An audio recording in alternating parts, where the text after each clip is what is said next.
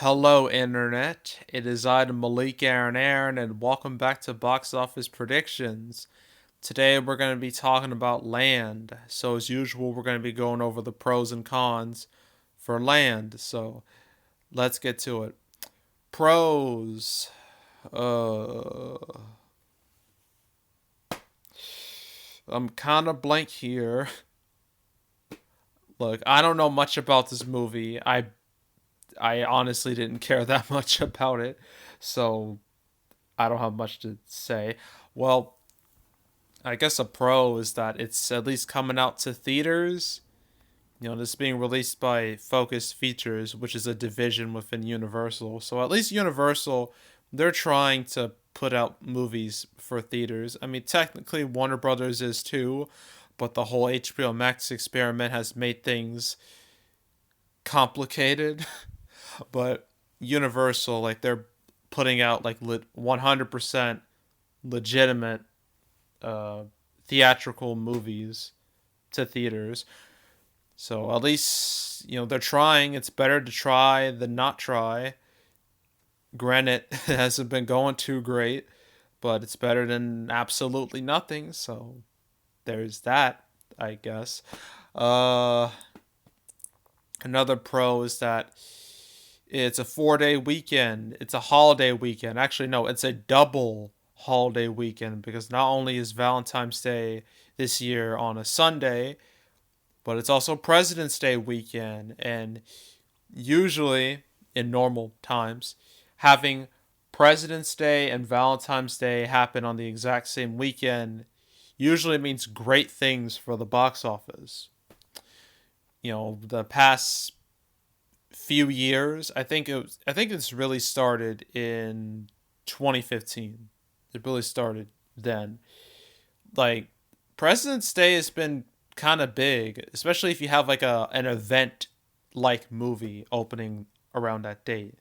I mean, 2015 had, I hate saying this, but 50 Shades of Grey. It pains me to call the say anything positive about that movie, but you can't deny that it wasn't successful because it clearly was.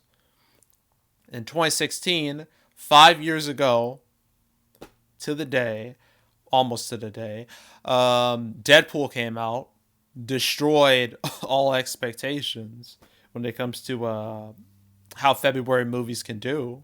Because February kind of had that January dump month vibe, although not quite as bad.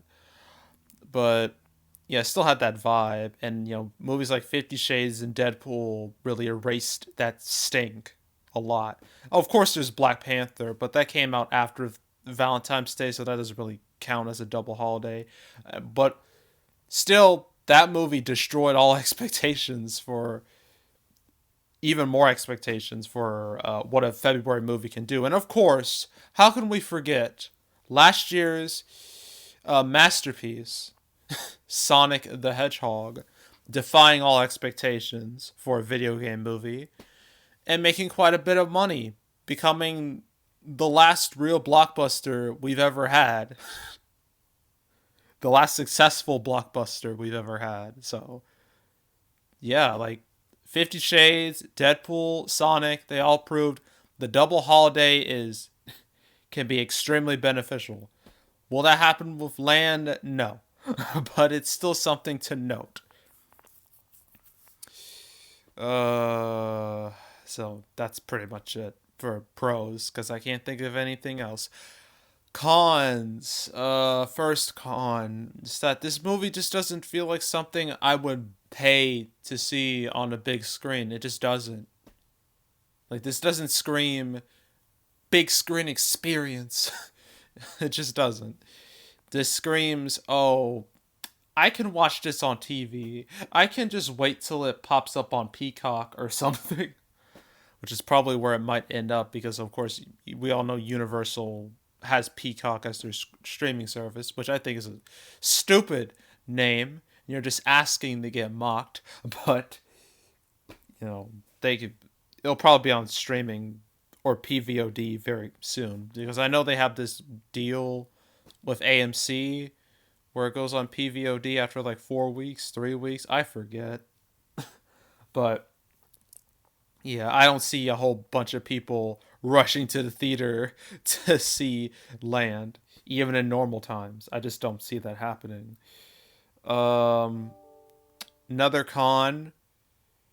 This movie doesn't seem that appealing, especially for this weekend, because when like it's Valentine's Day weekend basically, and most people like to see fun ish movies, movies that have a bit more of a positive tone.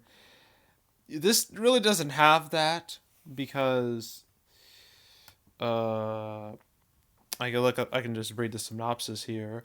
Land follows the journey of a woman searching for a new way to live in the wake of a life-altering loss. Does that sound like a fun time to you? I don't think it does. It's like last year's. What was it with Will Ferrell? Downhill. That movie, came out Valentine's Day, exactly on Valentine's Day, and it was all about potential divorce. Like, who the hell wants to watch that? Like, that's the worst time to watch a movie like that. So, yeah, this just I don't know, doesn't seem too appealing, especially for this particular weekend. So, I would call that a con. Another con, obviously, pandemic, COVID, um, lack of theaters, theaters being closed, lack of audience, nobody showing up. There's, audience restrictions. All that stuff is still happening and will continue to happen till I don't even know. Hopefully, some of this stuff can be lifted, or at least some slightly fixed by summer. But we have to wait several months before that can even happen. So, yeah, this movie was screwed in every way possible. Uh, I think that's it. Yeah, I don't have much else to say. I really don't have anything else to say. So, opening weekend, $1 million, 3 day weekend, 1.5 million for 4 day weekend, and then it'll be quickly forgotten about, and then that'll be that. So, yeah, that's Land. I know it wasn't very exciting, but I gotta work. I gotta work with what I got, and what I got isn't exactly great, but at least it's something. And that'll be it for box office predictions until February 26th, when the next HBO Max experiment movie comes out, and that movie is Tom and Jerry. I can't wait to talk about that and give you my thoughts on that movie and how I think it will do. And then that's it for February. I know, short month. Just like January, very short. So, yeah, I wish it wasn't like this, but I also actually part of me is kind of glad it's this short because last year it was just ridiculous. It was just like 3, 4 movies a week. It got very tiring. So, I'm kind of glad I have these breaks in between weeks. That way I don't get burned out so fast. But still, it's obviously bad for the theaters and box office, but it's good for me. So, yeah, then we'll move on to March. Yeah, Boogie, Chaos Walking, Raya and the Last Dragon, and then Godzilla vs. Kong. That 3 week gap, the 12th, the 19th, and the 26th, Godzilla vs. Kong's on the 31st. So, yeah, 3 weekend gap. I will make my early summer 2021 predictions. I have a feeling a lot of those videos, like as soon as I make them, they might get deleted because they're obviously going to move away or move to a different date or something. But I'm going to try to do what I wanted to do last year but couldn't. I'm going to attempt to make my summer predictions early in March, starting March 12th. That's my plan at the moment. I'm sticking to it, and hopefully it all goes well. So, Yeah.